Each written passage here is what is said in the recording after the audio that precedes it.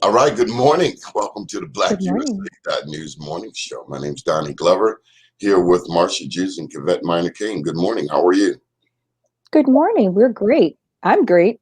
We're Good great over morning. here. Great as well. Everybody in the house is great. Going well. Thank you. Well rested. Yes. How was your show last night, Kavette? The show was awesome. We had a really good discussion about obviously mindset and money. I had some amazing guests, Tanya Barbie and Ebony Byrne, and they were able to really shed some light on their personal experiences and how they're able to overcome those challenges in order to get both their mindset and their money right. Okay. Hey, That's Duke, huge. Yo, you have no video? yeah. Are we live, buddy? How are you? How you just coming back from out of town, man? How you doing? Appreciate y'all having me on. Good, good. How y'all feeling? We're doing outstanding. I appreciate it. So what's going on, guys? Now, we need you to keep your camera still. We're Okay. broadcasting all over the country. Got you. So tell us about DJ Duke. Where I start? From the beginning. I know. Right? Grew up Pennsylvania Avenue, West Baltimore. I grew up. My father was my role model, so I grew up with a strong black man. In my corner. So I learned a lot from him, qualities, things like that. I was a basketball player. Played for St. Francis, played for Mount St. Joe. And then after about 17, I realized I wasn't making the NBA. So once I realized that, I couldn't tell by the way you played over Druid Hill Y. You look like you on the court. I appreciate that. Yeah. So then I started when I got into Cloverdale next. Got into Cloverdale, met with Lawrence Bell and Nick Mosby, and that's how I started my first interview with Senator Young. So I was into politics, but that wasn't for me either. It was like it's kind of like it was just too much going on with politics. So I stopped that, and I became a director at Cloverdale. So I ran that for if y'all don't know this class, it's called Cloverdale AC/BBA. It's a basketball court in Baltimore, similar to like Rucker Park in New York, something like that. So I ran that for about 4 years down there, about 4 years. Rest in peace to Mike Plater, who gave that to me. I did that, and that's when I had the idea about DJing. And I was like, hey, I'm paying this guy $200 a week to DJ. And I could just figure out how to do it myself. Hey, Duke, it's driving me crazy. Any way you can keep your camera 100% steady? Yeah, like I said, I just walked in my studio so I could put it down, but I was trying to talk. Yeah, I can put it. There you go. Give me 1 second. There you go. Like I'm like literally just walked in here. All right, that's better.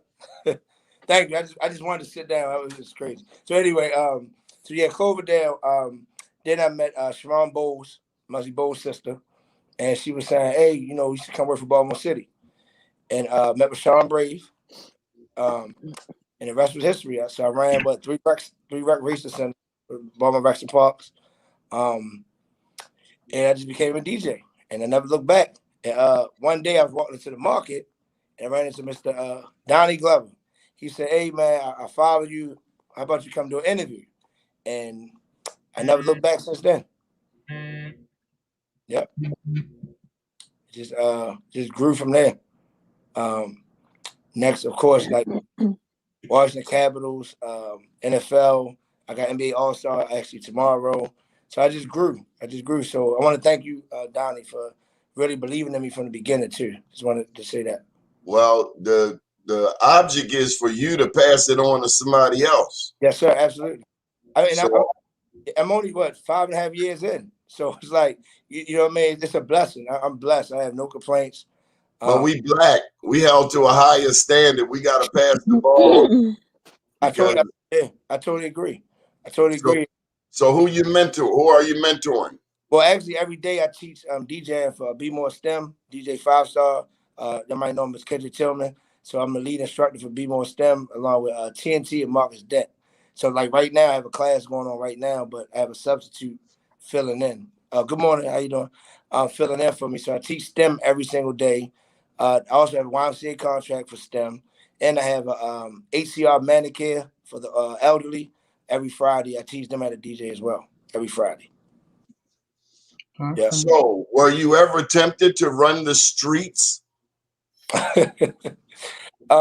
Yeah, growing up, recipes, of course, Lil Melvin passed, Liddy Jones passed. I actually DJed his repass. So I looked up to guys like that growing up. So for those who don't know, Marsha, do you know who Liddy Jones is? Do you know who Little Melvin is? Okay. They like the same. You may want to break it down for those who may not know, dude. Okay, so well, everybody know Pennsylvania Avenue is well famous. So for a lot of good things, but as well as drugs as well. So coming from that area, I had opportunities, of course. I went to good school, but I always liked the fast money stuff. So I always idolized those guys. I never wanted to be the corner guy. I wanted to be the guy that, got the money, the girls, the traveling, stuff like that. So I looked up to them. But once I realized one day that it's either like death or jail, that's when I hustle music. And Right. and that's what I teach kids. And I'm realistic. I give them passion. I tell them every day, look, it's choices. Life is about choices, right? So it's like, if you choose to do this, this is the consequence. Mm-hmm. You know what I mean? So sometimes it's good to just work hard and struggle a little bit. So that way, when God bless you with stuff, you're already there, opposed to giving up and doing the wrong thing, trying to do the right thing. If that makes sense. So DJ Duke, when you sit down and you're first of all, congratulations that you saw yourself being something else, right? That you had a vision for yourself, and I'm really proud of you because you had other options and you made a decision that you wanted to live differently, Yes, and ma'am. that's huge, right? Yes, ma'am. So when you're in these rooms, so STEM is my passion, right? So I'm like bubbling all over, and Kendrick, I know him very well. Yeah, one of my biggest role models.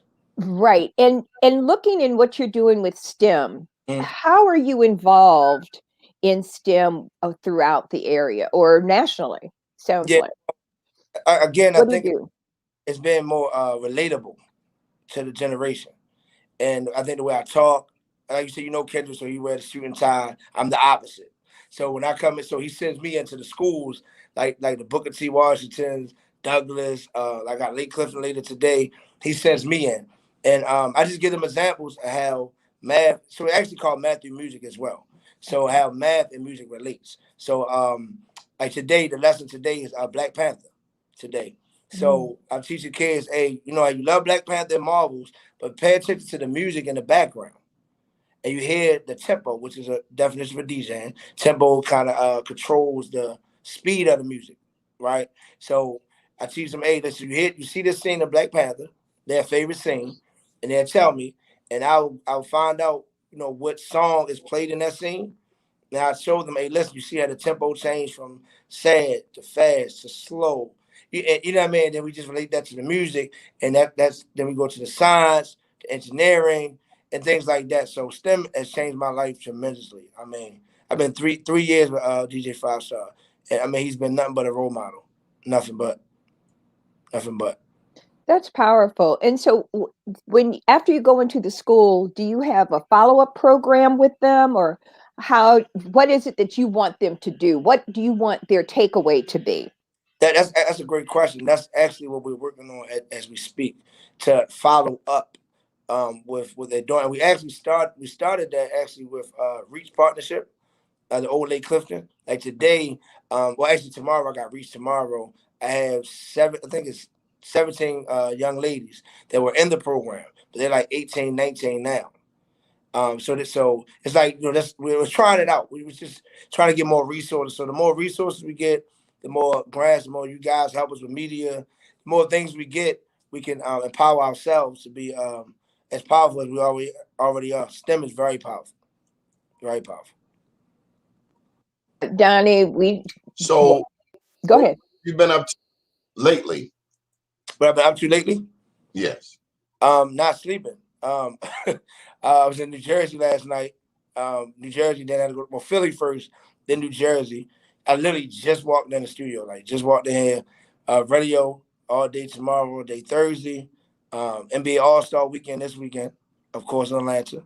One of my songs is on the game, NBA 2K21. Got that. Then in Denver, Colorado next Wednesday. DJing up there. After that, I got Charlotte and Detroit. So it's just a blessing. Just a blessing. So Marsha, what I'm trying to convey is that we live in a neighborhood, as he stated, that has a lot of history and culture, i.e. Pennsylvania Avenue. At the same time, Darius, there are a lot of drugs around here: heroin, cocaine, crack cocaine. And he had a choice, as do many in this neighborhood and urban areas around the country. But he made a decision to go to the right. Easily you could be over the penitentiary right now. Yeah, absolutely. Darius, any thoughts? Yeah, DJ Luke, good morning, brother. Good morning. Good morning. How you doing? Duke with a D. But good morning. How you doing? Man, you make me want to DJ. I'm good. I'm good. I would love to show you one now, day. I had a question for you. Okay. Now, my question I wanted to ask, like growing up on Pennsylvania Avenue, seeing everything going on, because as a youngster, I grew up in the same area down Myrtle, Lanville, right behind the Shake and Bake. I seen it and I understand the struggle. What inspired you to move away from that and do music? I would just say my family. My family. Just wanting to be here for my family. But I took the same, I was telling them, I took the same mentality of drugs to music. And everything I do is like a hustle. I mean, I got my own vodka. It's called Balt Vodka. That's around the country. You know, I treat that just like drugs. You know, it's just a different product. So, in some ways, I know it might sound crazy. Drugs kind of inspired me. It's kind of crazy to say that, but it gave me that hustle. If that makes sense, it gave me that hustle. It just changed the product per se. If that makes sense. Yeah, no, that makes a lot of sense. I mean, we see that a lot of our young Black men who do get involved in that, many of them have been able to turn themselves around into business owners, and they've used the acumen, what they learned in that arena, in order to make their businesses thrive. Because running a business takes a lot of work. You know, it's not like employment where you can just go and check in the time clock and get the money. So is that something that you're sharing with your mentees? Oh, absolutely. And I tell I have different races of students, even artists assigned to me. But as Black people, we are great on promotion. Like, we promote everything perfectly. And I tell people that no matter where you come from, we have that. So now we got to channel that into something positive or residual income, things like that. Because the number one goal in my life should be to take care of your family. That should be the number one goal. So if you hear rappers say, I want to take care of my man. No, that's the opposite. Take care of your family first. So I teach that number one with all my students. As they get older, take care of your family because nobody else will. Absolutely. So, Kavette, you have two sons, right? I do. No, I have three daughters and one son. No, I do. I have three boys. I have two boys. My kids actually are not kids anymore. I raised men. They're 18 and 24. my point is, they are in the same demographic, generally speaking, and they have choices. Ain't that right, Darius? Yeah, they do. They got plenty of choices. Yeah, absolutely. And it is the way that we raise them, and then of course their personal acumen or their personal desires, which will lead them in whatever direction they choose to go in. From there, we need big brothers like you, Brother Luke. Brother Duke. Brother Duke. He lived like Uncle Luke, the way he DJ. You should see the way he lived. DJ Duke, it's up to you, because so many people from the city, they got their eyes on you and the kids. The same way the young people used to look up to K Swift. Yeah, that was a way. You could show them a better way. It's up to you, big brothers like us, to show them that it's a better way. Because if they don't see it, they won't know. Yeah. So, Duke, tell me a little bit about Baltimore music history that a lot of people don't know. It was a couple of years ago that Lil Scooter was killed. Yeah, Lil Scooter was from around the neighborhood, of course. and he passed away. And the thing, the case is kind of already out there, but not to go into it. But it was something that he really wasn't a part of per se. He was just in the environment, and that's what ultimately ended his life. And he was our hope for getting out of the city. But you know what I mean. So you have him, but you got Billie Holiday. You got so many people that has created the structure for music here. You know what I mean. So that's a rapper. You got R&B artists like Paula Campbell. That I just did a show with. You got Tim Trees. It's just so many artists that came here and done well. And I think the unfortunate thing is once you get to a certain level, guys, I think you have to really separate yourself from, certain environment. And there's nothing wrong with that. You mean you got to leave Baltimore? I wouldn't say that. I mean, I travel. I would say it. I would say it definitely. Yeah. You got to leave Baltimore. I can't. Otherwise, the negative elements that you grew up with will try to keep you there. Well, now, one thing, like I said, there's so many different contracts I got that help. You know what I mean? So I got to be careful what I say, but I will say one of my major contracts right now is with State's Attorney Mosby and Quicksilver with DTL, Radio 1, Black Dynamite Entertainment. There's so many people. So what we do is we take celebrities and up-and-coming artists, and we broadcast every Friday. It's called State's Attorney Pop-Up.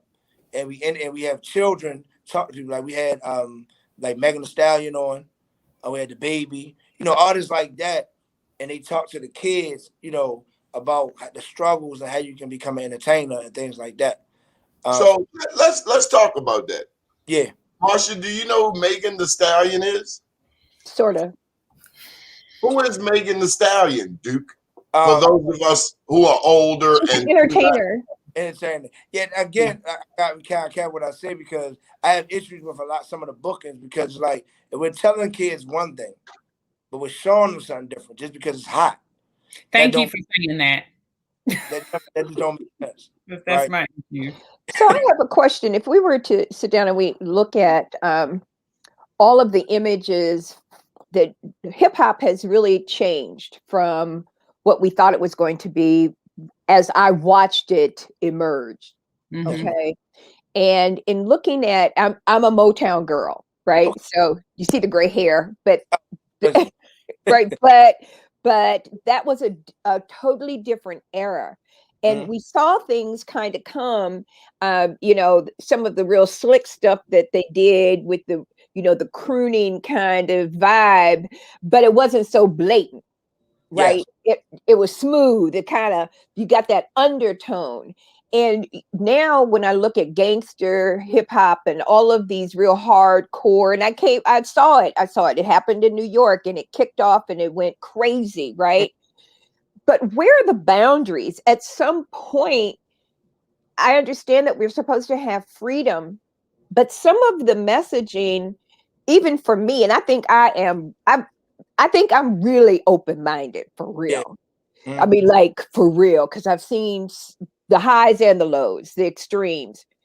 But at some point, how do we bring it to a level that a young person can really see themselves without making this negative transformation? That's a great question. I would say, first off, social media has really, I think, because it's like a lot of people don't have nothing, they don't do anything. So social media, they just act like they do things or they just comment. So I think that's one of the major problems. Number two, one of the greatest moments in my life from, like I said, traveling the world Super Bowl was meeting Houdini. Rest in peace to him, he just passed away. So I had the pleasure of meeting him and actually DJing with Grandmaster D. What was that about? In October in New Jersey. Mm-hmm. The whole Crush, it was a Crush Brew anniversary. And being around them, Roxanne Shante and Lady E. I'm talking about the original people. Right. And 32, just the DJ with somebody like that. And the atmosphere was so much fun. The energy was fun. The music is fun. Like if you go to the club, I go to the club now, I'm DJing and the music is telling you to do something crazy. So it's like the message is bad. So yeah. I really don't know how we can change that. To the point, I don't even like DJing kid parties sometimes because every song is sexual, negative, degrading, but we tell them to go to school and do right. So it's correct. Like, right. It would have to start with people actually making music that has a more positive message. Yeah. you know, and then putting the money behind them to promote that positive message. Because right now, all we see is that people are, you know, trying to grasp that shock value. You know, they're going further and further and further away from, you know, what would be seen as maybe decency, in order to grab people's attention and to be talked about, and that's how they're making their money. You know, because people want to be entertained in that way, but as Marsha was saying, it's not a positive thing, you know, for us. And you don't even like playing the music for the kids. So do we have any positive artists today that you found, you know, someone who is actually making music with a message that can be promoted that way? Oh, absolutely. I haven't announced this deal, but I guess I can give you exclusive here. I got a phone call the other day. I mean, I don't know. It's crazy how it happened from L.A. Reid and his son. Okay. Yeah, so he has a company called Hitco. So he wasn't on the call. So I didn't meet him yet, but they offered a deal. And so the deal is basically they follow me around to different cities and artists. Right now I have 32 singles on Apple iTunes and stuff like that. So they're going to follow me around, and I had to pick an artist. So it's funny you asked that. So the first artist came to mind, his name is R. Hollywood. I had 4 artists signed to me. I met artists all around the world. R. Hollywood is one of the best artists I've ever heard in my life. He sounds just like Michael Jackson. Positive, image is great. You know what I mean? So it's like, that's somebody that I will put everything into. All my artists are great too. Not saying my artists are not, but he has a very positive energy. It's like, that's the first thing. The energy, positive, the look. Now we're going to the music, you know. And you're right, we need somebody to, you know, Black people are winning to me. Because I be around a lot of millionaires. We need people to put money back into our community and show our community first that this is popular. So if Jay-Z say, hey, look, I got $10 million for a campaign, people are going to pay attention. But you're that messenger. Yes, ma'am. You and Kendrick are the messengers that have your heads on straight. You have the respect for the folks that do what they do, but my position, quote unquote, your position is this is the way that we should go, because what we really need to be building are more engineers. If we're looking at, and I'm loving that you're in STEM. If we're looking, because that's my thing, right? And so if the future is STEM, the future is STEM at every level. At every level. Science, technology, engineering, and math. Okay. If I know I've spent 25 years of my life on STEM. We'll have that conversation offline. Okay. But the reality is that if we're not showing, people don't know what they don't know. The parents don't know what they don't know. The kids don't know what they don't know. If you keep pushing something at them, that's all they know. Until we can push what we want them to know in front of them, make it so that's their go-to information booklet, information website, information whatever, that's their go-to. They go to whatever channel. They go to whatever thing, whatever. We have to make it so that STEM is so cool, is so slick. I need you all, and maybe you already know, the Black Engineer of the Year Awards Conference. Okay, I heard of it. I heard of it. All right, so you need to be involved. You're going to be involved, and so we'll get your information from. I'll get your information from Donnie. Okay. You and Kendrick need to come up with a program that deals with STEM on a broader level, because this is an international organization that's owned by Black people. It's been in business for 35 years. Wow. Right? And their only mission is STEM, and making sure that children see people who look like them that are doing things in STEM. That's all this is about. It's about celebrating all these incredible people. So we're going to connect. But when you start talking about that music and the engineering about it, and all of the images that you're talking about, and all the positive things that you're talking about, you're in that sweet spot.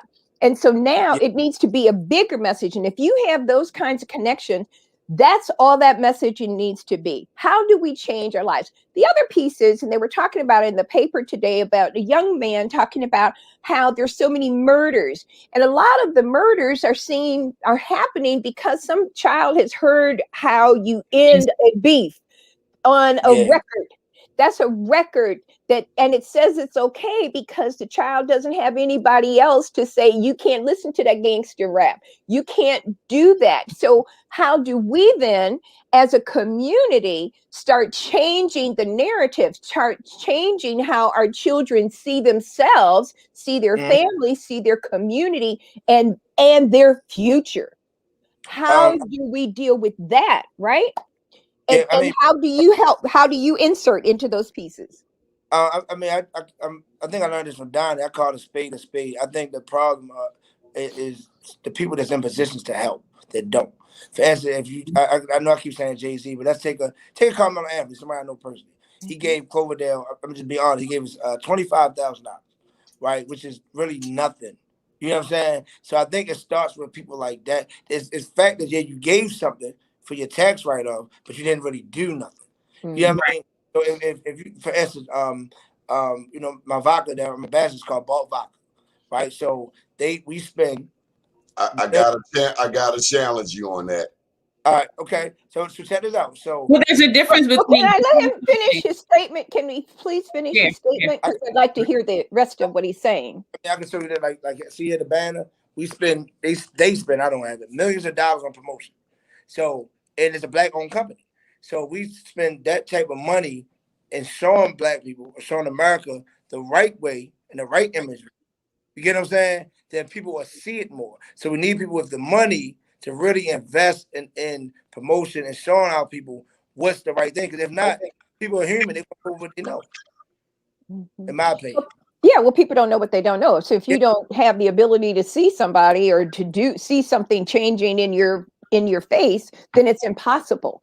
You know, the challenge is that you have a gang that is running a whole community across this country. We have gangs on top of gangs, and they're prevalent, and they're the leadership in the neighborhood. They're the leadership, and they call the shots, and they make the decisions, and they make the decisions whether you live or die. This is not a joke. This stuff is real. And so how do we create a juxtaposition to what we're dealing with? Hello, Judge. Good morning, Judge. Hey. But this is serious. Yeah, I appreciate what y'all doing with your platform that y'all have. It's amazing. Myself, I got 6 radio shows and 1 TV show actually. So it's like on all my shows, I do the same thing, try to get the message out, but we only could do but so much. You know, I would Radio 1, which is of course, black owned and all that stuff, but it's like you only could do but so much. Right. You know, so it's like we need our people like the Oprahs or like I said, the Jay-Z's. People that can really change their lives, to really invest, to me, in the promotion. And I think that we can really change the narrative, I think. I have some great ideas. I can't wait to talk to you guys later. It's going to get very deep here for a moment, Marsha. Oh, Lord. So, wait a minute. Let me get my hip boots. Go get them. I'll get them. Go get them. Judge, good morning. How are you? Pretty good. How are you? Good. We just called Joey. He's running a bit behind, but we have with us today DJ Duke. He lives in my neighborhood. We live in the neighborhood where the Freddie Gray unrest happened in 2015. Yeah. Now, Duke, I need you to know, this lady is Lady Justice. Okay. And she's used the justice system to help us. And she don't play. She does not play. She don't play. So anyway, I'm gonna skip around. Let me go back to Carmelo. What? Wait, what? Carmelo did have the Carmelo Anthony Center in East Baltimore. You said that was living classrooms, and they took the name off of it. Don't get me started. Don't start saying all that. I am gonna say it. What other player in Baltimore City has built us a recreation center? No one has. Even Carmelo. And then maybe someone. You may been working on a project like that. So my point is, maybe someone should talk to Carmelo, and maybe more can be done. And to your point, though, let me reiterate. I mean, your record is what? Robert C. Marshall. Yeah, Christmas Addicts, both between Christmas Addicts. When were they rebuilt? I have no idea. I'm 32, so I haven't seen. They've never been rebuilt. Yeah, never. And I mean, well, to be honest, to me, I come from. Let me say this: the best recreation center in the planet is Mount Royal. So I come from. You said Easterwood? No, sir, Mount Royal. Mount Royal. You said Easterwood? No, Mount Royal. The South Easterwood. That's my guy. What's his name? Coach Bang. That's my guy Zane. That's my guy up there too. But now Mount Royal, and that's another thing. We Dante Green. We had. So many players, Keith Jennifer, Carmelo, nobody does anything. And a lot of stuff doesn't, not always on them, it's regulations as well. Recipes Elijah Cummings as well, but he had, not to talk bad, but he had a lot to do with Carmelo and the zoning as well. So sometimes people, artists or rappers or athletes want to help, or regular citizens, but the zoning and maybe the mayor or the delegate in that area can stop them from doing that. So let's talk about this. You know a lot of politicians. You've dropped names right here on this show. Mm-hmm. Do you use your position to advocate to these elected officials? Hey, we need a new recreation center. Be honest, I need to. And but politics, like I said, it's about guidance. So like I said, I'm guiding you right now. You see a politician. You need a 501c3. You need a nonprofit organization. Create that and develop a whole board of everybody that you know internationally. Put them on your board. Raise that money, and that cash is going to rule. Or meanwhile, you can work with existing nonprofits in your neighborhood. You've got Upton Planning. Yeah, you've also got Druid Heights up the street. But let me pull in the judge. Judge, DJ Duke is from our community, and easily he could have went to the left. We live in a community inundated with heroin, cocaine, and crack cocaine. And he said earlier, while he was impressed with that, he knew he had to go right, because otherwise he'd be dead or locked up. Yeah. Can you share with them some of your experience in dealing with our young men? We're trying to save lives, right, who are faced with that challenge all over the country, but including there in Michigan. Yeah, when doing drug court, and you're dealing with a lot of people who are addicted, and a lot of them young. But the thing is that once they got clean, and once they began to start branching out in their life, even the veterans, when I formed the veteran group for, people that had addictions and whatnot, what I saw rise out of that were men who thought, hey, let me go start an organization, because everybody won't get this opportunity to be in front of a court like this that's going to help people. But then there are people that fall through the cracks, particularly veterans who had addictions, et cetera, and went off the rail. Okay, so they were lumped with everybody else. When you got ready to be locked up, you got lumped like everybody else. And he created an organization. This was several different guys did this, and it's still running today. I think it's been running now 7 or 8 years. And he formed, as Marsha was saying, a nonprofit. This was not something he had ever done before. And then he linked up with a lot of organizations that could support him and get him the resources that he could offer veterans who weren't in front of a veterans court judge, who could cut through the red tape. He used his organization to cut through red tape to help them, be it getting drug services, be it getting housing, be it getting training, etc. And he has me linked in, so I see what he's doing all the time. And I'm just proud of him, because, he went out there on a limb with an idea. And then he as Marshall was saying, you knock on those doors. You see, he formed a board. He put board members on there that could help him. He put board members on there that had thought like he thought, which was to help other people. And so I've got other mentors that came that weren't vets that came out that did the same thing. Okay, some of them went on to college to get into counseling, to get into the drug area, to help people that were like them. I even had transgender folks do the same thing because the bottom line is they needed to be clean and they couldn't go forward, but they knew in their population that they had people that were like them, but they could help. And so they formed organizations, they got the training, or even if you don't pick a college route or anything else, you form that board. You have obviously just a short amount of time I'm listening and expertise and that drive to help improve the lives of the people who are around you. In other words, you put on earth here to do something. You realize that.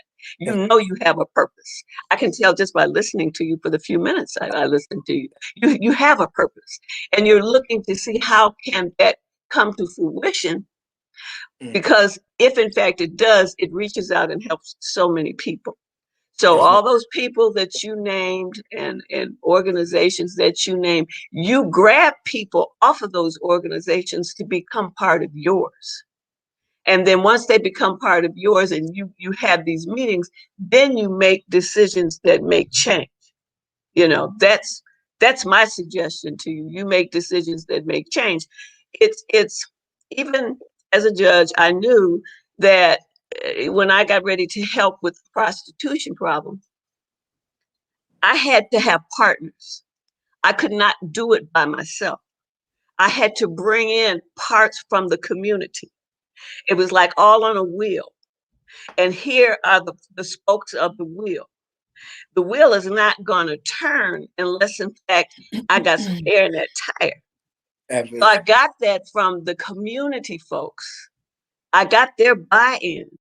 And, you know, so when I said, hey, I need this for these ladies. They have been clean 3 months. I can't put them back in the community where they came from. I need you to develop housing for me. I went to the top man who had the power to do that.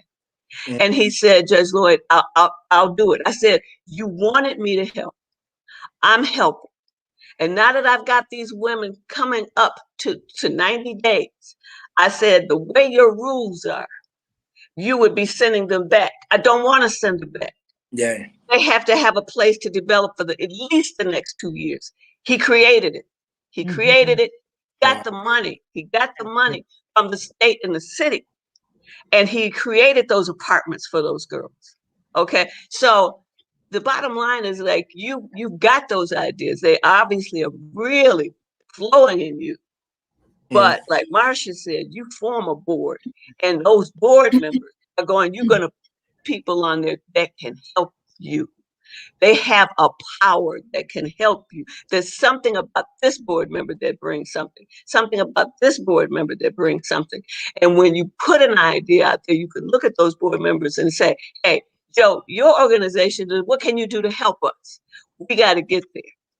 And then they have tentacles that reach out and they will pull in that resource that you need. Because you've got the idea. So everybody brings something to the table. And every board member, you have a description of that board member, what that board member's capacity is, and you identify all those. And you got to develop the plan, make it plain, create a strategic plan, and whatever your action items need to be. And then you identify those people who have the resources in every area that you want to deal with. And the judge will also let you know if it makes sense, because what you're doing, you want to do an anti-legal kind of program. You don't want them having to go to a judge that's not going to be like Judge Lloyd. Judge Lloyd is on a whole nother level, right? We need more judges like her. No, that's real, Judge. I have a mad respect for you. Thank you. Because you're dealing with our babies, girl, and that's serious. And so when we sit down and talk about what judges that don't look like us or think like us, then we've got to create an infrastructure that's totally different, that's going to meet the needs of our community, the needs of these children. If if a child is sitting at home and they don't have no food in the house and they're hungry and they go rob something, they don't think about the fact that the child didn't have any food in the refrigerator. The child just robbed the place. And so, and stole food. They stole food. They stole food because we didn't do what we were supposed to do to make sure that they eat. And it's disgusting. It's disgusting what we are doing to our children. Right. So if you have the ability and you have the platform and you have the voice that people are listening to you, then you think as big as you can, baby. And you have the ability to find the people to help make all of that materialize. And you can do it across this nation and around the world because it needs to happen. And this woman sitting right here, this judge can tell you, all she need to do is just tell you what she's been looking at the last 5 cases today, and all going to support everything that I said. But there's something else she can tell you, Duke. You ain't heard it all. Hey, Duke, put your gun in your holster. Judge, you know anything about the music industry? Yeah.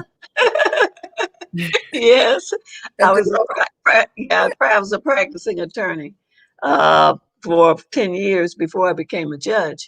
And we decided to go into, my sister and I had a twin sister, and we decided to go into entertainment law. But the way we got into it wasn't a plan. And that's another thing. Sometimes what you think and what you gonna do ain't gonna be what the plan is that God has for you. So, but he gonna let you know the plan because it's gonna be smack right in your face. Okay, so but we were doing medical malpractice cases and stuff like that. And so, but a DJ who my sister represented when she was a law clerk for a black law firm, she helped him get out of trouble as a law clerk.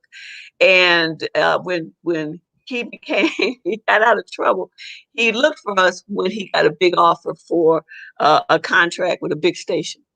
And we had just passed the bar. We were thinking about now we're going to set up our shingle. And but we had regular legal jobs. We still had regular legal jobs. And so he found my sister and said, I want you, he handed us this little letter. And it had a perfumed letter with contract terms on it. And he said, they want me, but I want you to handle this. And my sister said, I can do that, but we don't have an office yet, brick and mortar. Okay, we don't have that. But we can, he said, I don't care about brick and mortar. This was a different kind of artist. Now, he's a DJ, but he's really an artist. And so he said, I want you to do it, because she got him out of trouble. His face was all over TV for something he hadn't done. So Leona said, fine. We went to work. These are 2 girls sitting in the kitchen typing out a contract. Okay, so you got the idea is there, and you have to work with it. Okay, you work with, like, you got that idea of going forward with this plan and all the board and all that kind of stuff. And the thing is that as she listened to him, she started crafting the agreement. We would sit there at night, come back home from work, sit there at night, go over these different terms, talk to him, find something else he wanted that was eccentric, and we would stick it in there. And then she had more flexibility on her job, so she went to meet with him, 4 white lawyers, all, Ivy League. And Leona walks in at that time looking like a young Pam Grier with a briefcase, and she looks and they look at her, and they have the latest draft that she sent. And they said, well, we can have lunch and we can discuss the contract. My sister said, well, yeah, we can do that, but I have a new draft for you. She said, we talked to our client some more. He had some more ideas, and this is the new contract. Well, it was additional 6 pages. So they looked at that and said, well, maybe we just need to eat lunch first and then go to the contract. Absolutely. Yeah. Take her serious, because she's serious. And this went on several times. Every time Leona went in, they would be ready to agree to the contract draft, the last one, and then the last one, and then Leona would hand them another one. So, but the bottom line, because of him, we got flooded because we did the contract. We got the contract, unprecedented. He paid him even when he died. He was paid. But the bottom line was he attracted artists. And so the artist said, whoever got him that, we need to be going to them. We got flooded with tapes, and then Ebony Magazine put us in their magazine, and then we got them from everywhere. And he said, well, you know, he would pop by our office and he said, look, before you said you're deciding to pick one artist and get behind. And we said, yeah. And he said, because Motown was gone. And people are desperate here in Detroit. They're looking, they got talent. And so he said, well, let me, people come to me all the time. If I see somebody that's worth you spending your money on, I'm gonna let you know. We said, okay. Because he listened to the ones we had. He said, no. He's the one who broke Prince in Detroit. He's the one who broke the time and all those Minneapolis artists that came through. He heard the sound when no one else could hear it. So we really valued his ear. And then he called us one day and said, I got a group for y'all. This could be the next time. He said, they're a little rough, but they're going to call you. He said they want a contract. Yeah. And that was the thing. We wanted to negotiate a contract, but nobody had one. So our job was really to see if we could help get them one, which meant put them in the studio, a real studio. Put them in the studio, do all that stuff. And they came in. Bottom line, to make a long story short, and helping them find the name for themselves, et cetera, that wasn't taken, that was ready for the world. Now, I don't know if you remember them. Oh, Sheila was the song that everybody, was the big hit, did not Purple Rain Down, okay? But the thing is that was a dream we had, and we worked on it to bring it to fruition. So when Donnie asked you, do I know about the entertainment business? Yeah, because when you have an artist that breaks all records, everybody comes to your door. We had vice presidents flying in to meet us. They didn't know who we were. Who are these two girls? Yeah. You know, so yeah, I know a little bit about it. That's major. I remember Miss Marshall had said something about being passionate. Rest in peace to Vaughn Mason. I actually interviewed him actually a week before he passed. It was real tragic. Yes, we had some stuff lined up. It was a big honor to meet Vaughn Mason. But he told me what you just said: find passionate people and build with passionate people.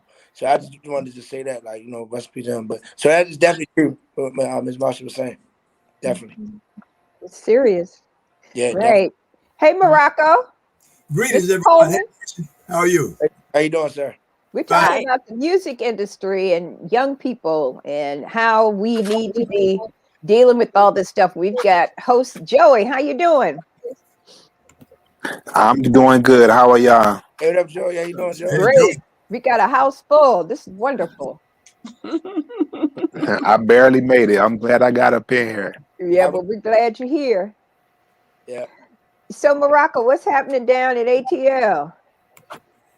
Well, everything is kind of progressing slowly now. Everybody's making contact to make it known that they've just received their second vaccine. So everybody, I think everybody in Atlanta's finally gotten squared away. So let me bring you up to speed, Marcia.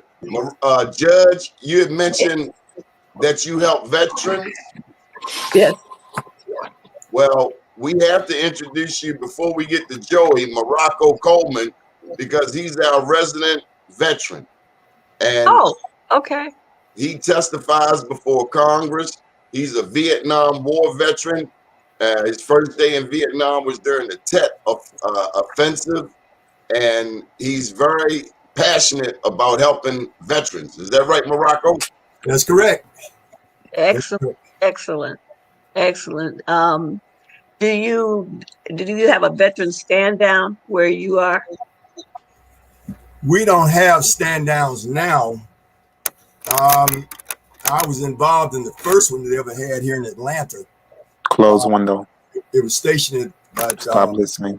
Fort Gillum military base right outside of Atlanta. And the beautiful thing about it, this was back in the days of when stand downs were first catching the people's ear. Right. And so we advertised for about a month before, and we had buses that saturated the city to focal points to pick up veterans. Those veterans were picked up on these buses, homeless, broke down bridges, crack houses, wherever. If they got to one of these pickup points, they were transported to Fort Gillum. Once they got on the base, we ran them through. We worked it in conjunction with the. I worked for the Georgia Department of Labor Office of Veterans Programs.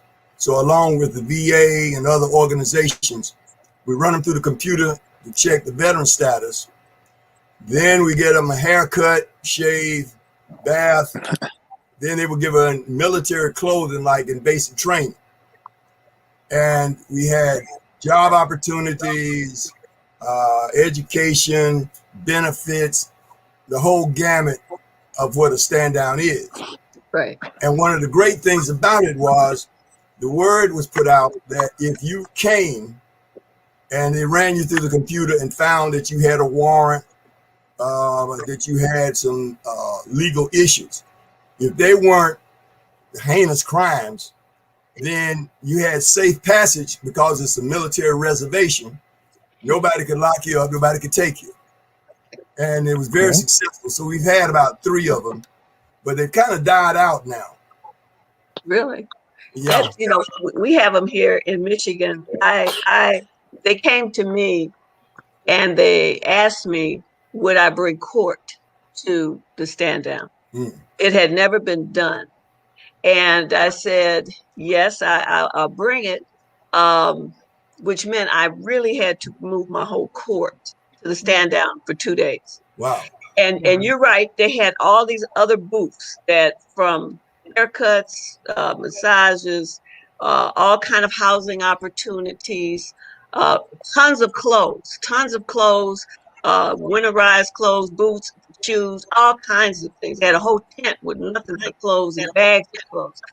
But they never had somebody do some legal baggage off of a veteran. That's right. These veterans were homeless. Okay, so when a veteran's homeless, they may get a ticket, they may get different things. They're not going to remember this. They don't have an address for you to get a notice to come to court. So it just lingers. It lingers, and they're afraid to come into a court building because they think they're going to get locked up. So the very first year I did it, the first thing they asked, are they going to lock us up? No. And they said no. And I explained when I went to talk to all the veterans, there's about 800 of them. And I said, I told them who I was, why I was there. And we had put the word out. So we had pulled all the tickets of veterans that said they were coming. But we found another 100 or so that heard about it and said, well, what about me? I didn't hear about this. We took their names down. I had a computer system. I had prosecutors there. I had defense attorneys there. You name it, I had it. Wow. And the mayor came to see what I was doing. And we were holding court. They designed that whole room for me based on what I said I needed. So it was like a miniature court. And some of the most grateful guys I've ever seen. And the prosecutors were working with me. We were dismissing cases right and left. And when I walked out the first day, because this one guy at the door said, "Hi, Judge." They didn't know what I was really there for the first time. But at the end of the day, he said, "I heard so many men leave out of here talking about, I don't have these tickets, that ticket." He said, "You were Santa Claus to these people today." He said, I said, "Well, I'll see you tomorrow because I'll be back." I did that for 4 years. Okay. When I retired, they asked me to be on the board. I said, of course I would do it. The bottom line was I brought in the circuit court. I brought them in to help address felonies, to help address child support issues, to get them free legal assistance. And they knew if we get Judge Lloyd on this board, that was one of the most wonderful things I think I've ever done on the bench, even though I did drug court, even though I did all these other things, and I had a veterans court, etc. This was different. And just, they may only be in front of me one day, but you can change a life in one day. Yeah. When I got through dismissing tons of different stuff, people got their licenses back. People were able to get jobs because now they could get and drive to a job. People then were able to get housing because now they had a job. So it was a chain reaction. About a year or two later, when I went to a dinner to speak to veterans, and this man walked up and he had these flowers for me, and he said, "You may not remember me, but you changed my life." He said, "When you dismissed all those cases, now I have a job, I have a house, I moved my family." He said, "I have stability." So the stand down was crucial. When I became a board member, we then focused on a unit that will also help women vets because they seem to be lost in the equation. So the last one we did, it was focused on women vets. We had on pink t-shirts, camouflage t-shirts. We had on, you know, they got their eyelashes done, their nails done, their hair done. They had all of that for them to make them feel a part. And with the housing units, and even one of my vets in the stand down that I was telling the young man about how he got aboard and all that, how he started, he had a booth. He was signing up vets to make sure vets can get the help that they need because they know other vets that don't have help. So I really respect veterans to the utmost. I've seen firsthand in court when they come in there, they have went into the service one way. And even before they finish basic training, they go through such a process that it has changed them. And then they continue going on. And when they come back, some of them, like one man told me, he said, "Judge," he had very bad cocaine habit. He said, "I got it in Vietnam." He said, "If I had not gone over there, I'd be a doctor right now." He said, "I'm just that smart." And he was extremely intelligent. And when I talked to him, he was like, I said, "Well, you keep testing positive." I was getting upset. And I said, "This test, don't lie. Tell me what happened." And he said, "I'm not going to lie to you because I respect you." He said, "And I can do this 90 days on standing on top of my head. That don't matter to me." He said, "But I respect you, so I'm telling you the truth." He wanted help, and I signed him up with a unit that was far away, that was veteran related. So he got on a waiting list. But he told me that the other treatment centers that he was going to did not address the problem that vets needed. Right. And so, but he agreed not to use anything. He didn't use anything. I tested 3 times a week, so you couldn't escape me. Right. You couldn't escape me. And he went away for a couple months, something like that, 2 or 3 months, and he came back with this huge binder. And he said, "I got what I needed." He never tested positive again. He even told the place that he was at how they can run their place. He was designing a better treatment center. He was brilliant. He was brilliant, just like he said. Okay. And there were so many vets. When he graduated my program, 2 years later, he popped up in my courtroom and he had a cane, and he was telling me what had happened to his leg. But I said, "Well, what are you back here for?" He said, "I want to help you get reelected." He said, "I see your name is up." And I looked at him, I smiled, and I said, "That's very sweet of you, but I don't have nobody running against me." I said, "But I have literature out. I have literature to post. Well, I want to pass it out. We need more people like you, and we can't lose you. So I came back to help you. I'm going to have my chair out there, and I'm going to be passing out your literature." I said, "Fine."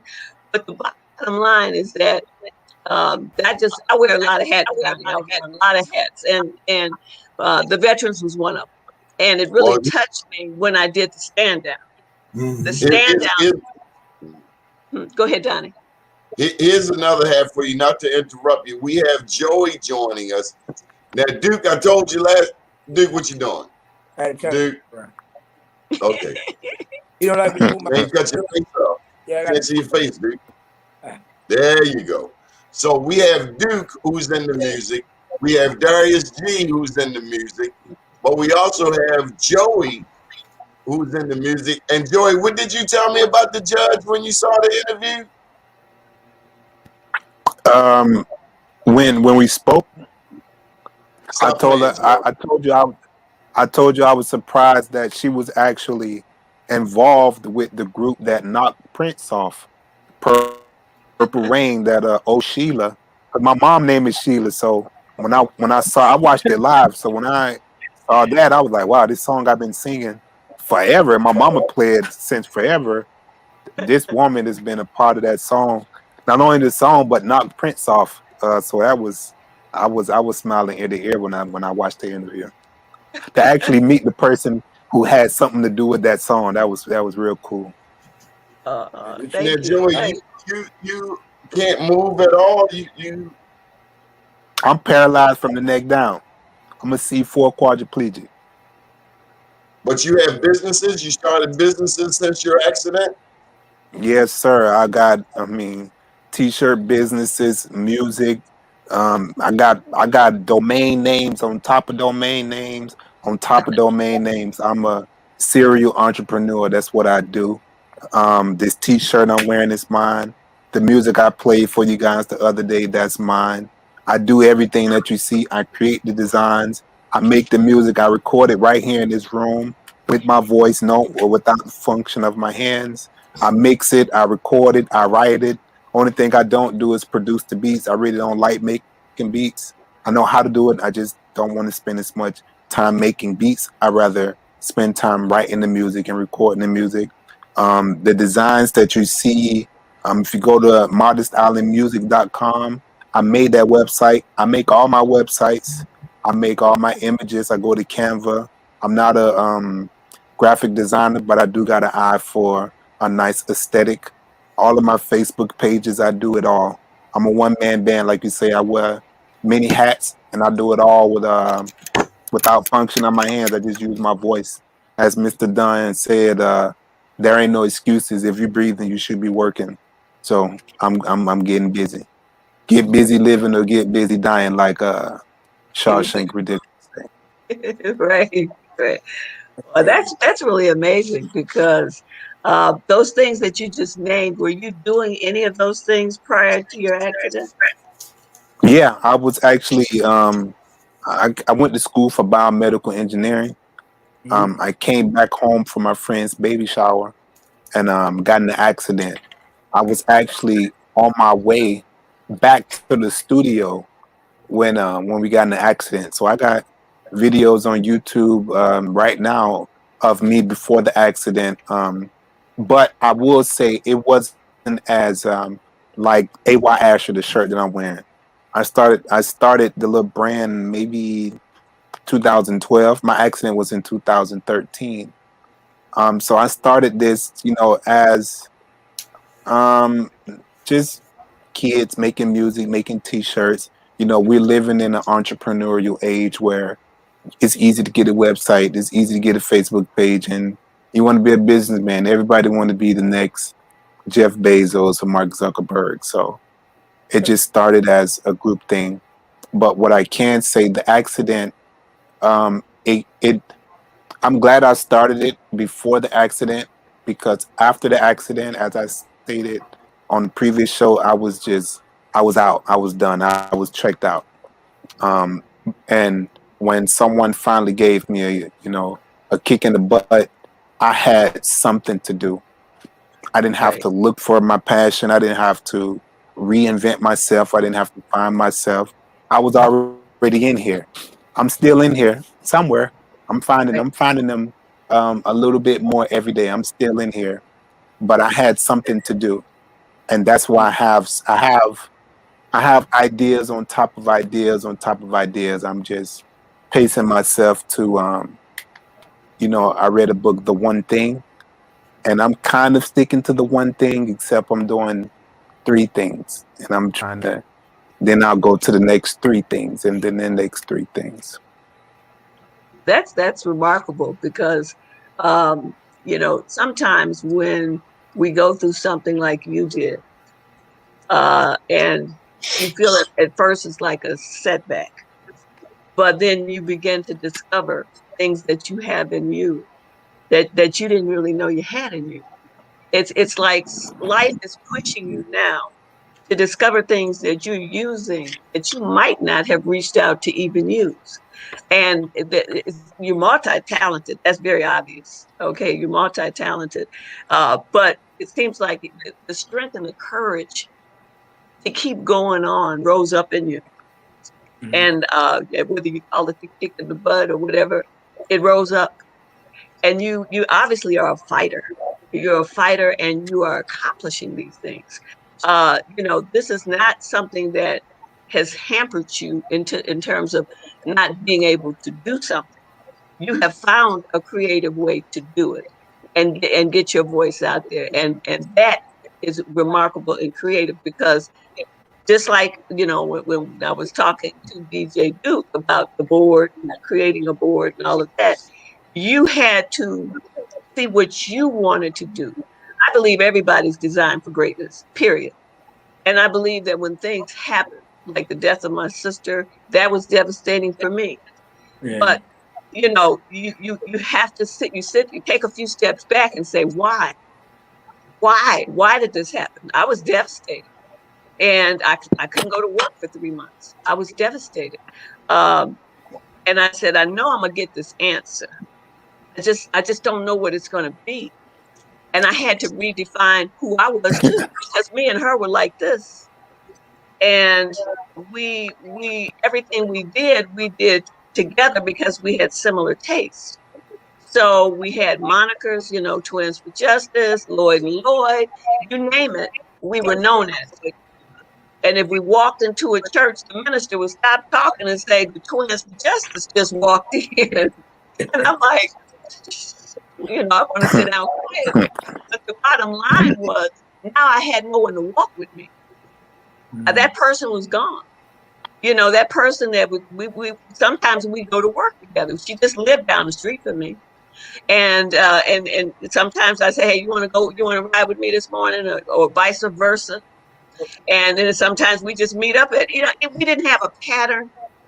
But when you got used to, we'd be in the car singing, because we got that music thing, as Donnie mentioned, we got that music thing. We had it all our life. And we singing Bootylicious with, and so by the time we get there with our ropes on, I'm in a great mood. I have gold records on the wall from Ready for the World. I'm the rock and roll judge. So there was no one to ride with me. There was nobody in that seat next to me. Her office was right next door. We demanded to have our offices next door. Her courtroom was next door to mine. I can't go over there anymore because she's not there. So I had to deal with all this. I had all kind of therapy. I had to deal with all this and redefine who I was. And he sent that answer because after a few months of coming back, they said, will you do drug court? And I said, that was something Leona and I had wanted to do in the first place, but they picked another judge to do it. So I said, yeah, but if I come do it, I have to do it my way. I can't do it the way you all are. You got 30 folks in drug court. We got over 500,000 people to come through this door, and over 80% of the crimes are drug-based. So 30 people is a joke. They said, we're going to let you do whatever you want. And I came and I restructured the program, and I added parts to the program, and I branched it out. But the bottom line was, he gave me my answer. Look, I'm so busy, trying to help somebody not slash their wrist again, making sure that they want to live. And understand. I didn't hear you, Donnie. Judge, there's one more piece I want to slide in here. There's Darius. Darius, you're muted. I see him. Darius, you know anything about the court system? I'm very familiar with it. Unfortunately, I'm very familiar with it.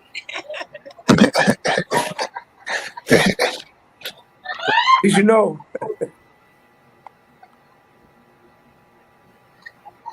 Have you learned anything, Darius? have I learned anything? I learned a lot. I learned how to write post convictions, write appeals, because there's a lot of brothers that are in there that are innocent, that are victims, that have got railroaded because they didn't have no type of funds to represent them in court. And they taught me how to write appeals to get themselves out in the legal process. And when I learned how to write appeals, habeas corpus, and the motions and all types of things like that, it helped me as far as script writing, which helped me knock out 3 scripts. And it just was a blessing to be able to learn how to write instead of just not doing anything with my time that I was in there at a young age. Well, and I have been rehabilitated and opened up a successful business called Embassy Movement. Okay. So Kavette, I don't want to leave you out. Being the mother of 2 young men, I gotta ask you as we wind down, did you learn anything today? Yeah, I mean, I've seen here these gentlemen, you know, with the different initiatives that they're taking, even though we face the challenges, or our young men, our Black men face many challenges, they can make a choice to turn in the other direction. And they have examples in front of them. They just have to find them, you know, and then those who are doing good, reach back. You know, because our young men who don't have any guidance, who don't have, you know, moms and dads who are caring for them the way that they should be, need someone else outside of their family, need someone who can be an example for them to model. Morocco, you learn anything? Thank you for taking time out. We know you're busy selling that old famous book of yours. Where's your book at? It was great talking with the judge to learn about the activities up in the Detroit area. Judge, I'm also one of the mentors with the Veterans Court, and I'm on the Congressional Black Caucus Veterans Brain Trust in DC, where I chair a board, the Veterans Board. So I took our local judge here in Atlanta and all of the staff to the Black Caucus 3 years ago, and the whole court received a congressional award for the efforts with the Veterans Courts. So the Veterans Courts is catching the, if you will, the parents of the young ones, and like you, Judge, I wrote a book, Coming Full Circle, and ironically enough, I retired as the director for the state of Georgia for the Office of Veterans Programs, but I was every veteran that sits down at my desk that had been through the homelessness, the drugs, the alcohol, my girl gone, PTSD, the whole 9 yards. So little did I know that was making me an expert if I ever got to work in that particular field. So I'm sure, like you found, it's very rewarding. And like the guy that brought you the flowers and many other incidences like that, you get a chance sometimes to see where it comes back around, and you get ready from a spiritual standpoint to see where the Creator is still using you to change and make a difference in the lives of others. That's very, DJ Duke. I'm sorry, Duke, did you learn anything today? Any final thoughts? Yeah, I learned one key thing, the word passion. People that's passionate around you, not so much what they've done, things like that, just the passion. Just hearing the judge talk, as Marshall talk, everybody just passionate. And then with Joey's story, it's inspirational. You know what I mean? So it's like, if you have the passion for something, you can do anything. Simple. Do you think you can help Joey with his beats? Absolutely. Absolutely. I'll send you each other's contact information. Darius, any news stories we got to cover before we wind up? Yeah, I noticed yesterday, one of the past advisors for Bill Clinton, African-American brother by the name of Vernon Jordan, I'm sure you guys are familiar with him. He passed away yesterday at the age of 85. It's just bad brother. Bad brother. You know, Vernon was from Atlanta. Mm-hmm. Yeah, he helped push Bill Clinton. Bill Clinton wouldn't be made some of the decisions that he did if it wasn't for him in his ear. Mm-hmm. It's just a sad loss. That's all. Donnie, the one he's talking about, Vernon Jordan. My grandfather was the actual chauffeur that drove Miss Daisy here in Atlanta.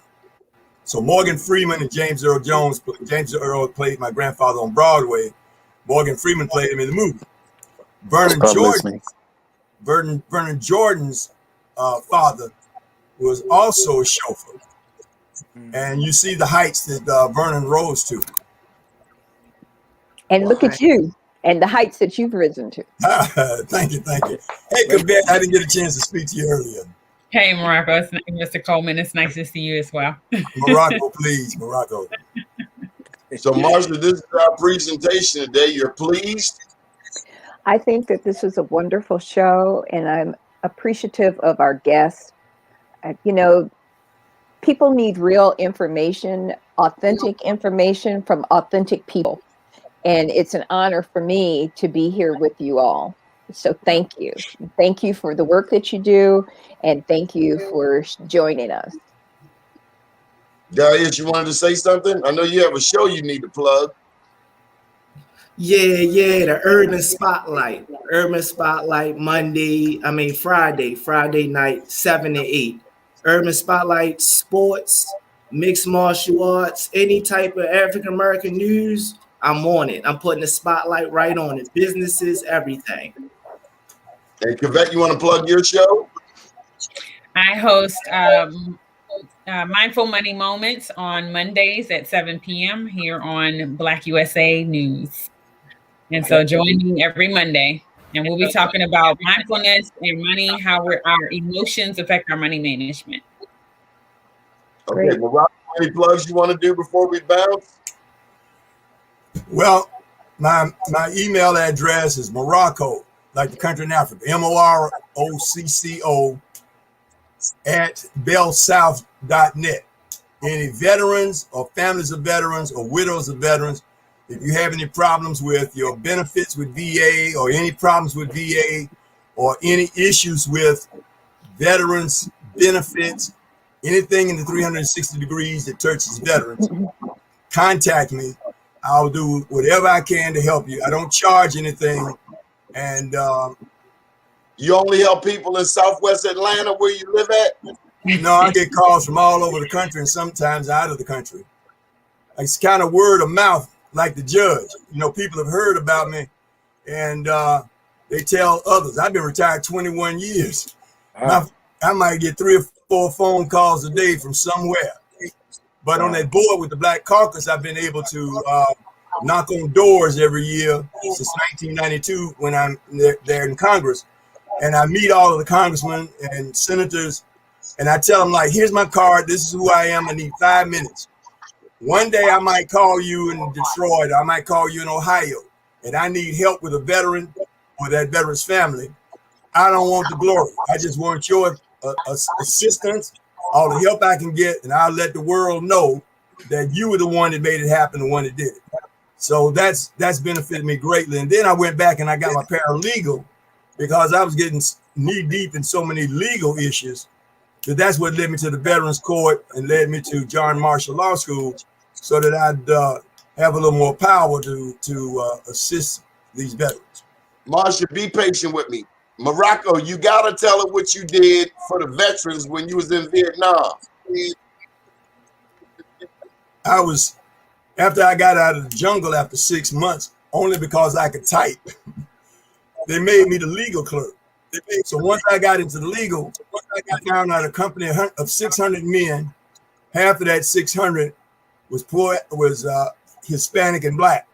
Half of that was up for court martials, 212s, Article 15s, all kind of bad paper. And there were races that had set them up. So they had to put me under secret clearance in order for me to do the work. Well, I was the only one because the previous commanders had gone on and the previous legal people had gone on. So I was the only one that knew the ins and outs of the cases. So I found that a lot of veterans had been set up. And when I did my research and found that to be true, I made it disappear. And so they would come to me and say, listen, I had a court martial. I got set up that time. I haven't heard anything. I said, well, it mysteriously disappeared. But if I ever hear that this conversation took place, I said they will, mysteriously reappear and your case will go forward. Nobody ever told. But praise the Lord. I can't believe you feel like tired so of racism. So what I did was I wrote a letter to John Johnson at Ebony Magazine and told about the racism and a lot of discrimination that was going on. Little did I know that Johnson was coming out with an Ebony that year. It was 2 Ebonies in the first time in 1968, dedicated to the black soldier in Vietnam. And when I signed the letter, I started not to sign the letter. I said, well, if I'm bold enough to say these things, I'm bold enough to sign it. So I sent it. A lady that was working with the Panthers sent me a letter in Vietnam and said, right on, brother, this is what we need, more guys like you to speak out. I looked at the paperwork and I said, man, I told where I was, name, rank, serial number, everything. So I ended up getting a court martial with a conglomeration of other things. I saw a glitch in the beginning of the court martial, the 2-day court martial, and I was able to, I was found guilty, but I was able to prove it was a kangaroo court, so they had to throw it out. But John Johnson was the one that helped me, and John Johnson was John Johnson was the one that hurt me, but they also helped me in the end because I sent the letter to him and told him after the first day of the trial, if I'm not heard from him 3 days after this trial, I want a congressional investigating committee to look at me, what happened to me, etc., and some others. So that was when I showed you. We're glad nothing happened to you. And Judge, thank you for taking time out to meet Joey, DJ Duke, Darius, Marsha. You got the final word. Me? Marsha Juice, come on, you muted. Marsha. Oh, muted. I guess my final word for the day is to just believe in yourself and see yourself being whatever it is that you want to be in a positive manner. If you see somebody who needs your help, help them. Too often we're inside of ourselves and we're about ourselves opposed to helping others, be it in word or deed or just a smile on your face. Take that time because you don't know what people are going through. And this is a very difficult time for many of us. And we just have to continue to walk in love. We have to walk in love. We have to care. We have to care about our communities. We have to care about our children. And we have to take the time to help our neighbors. And that is all I have to say. Take the time to just be and walk in love. I love you all. Thank you all for joining us this morning. The top of the day to you all. Bye, everybody. Thank you. All right, have a good one. All right, see you later. Good deal. And everything will follow. Nothing to it but to do it. I got to do it regardless of how I feel. I am somebody. I am my brother and sister's keeper. Good morning. Good morning. Good Good morning, All righty. everybody. Bye-bye.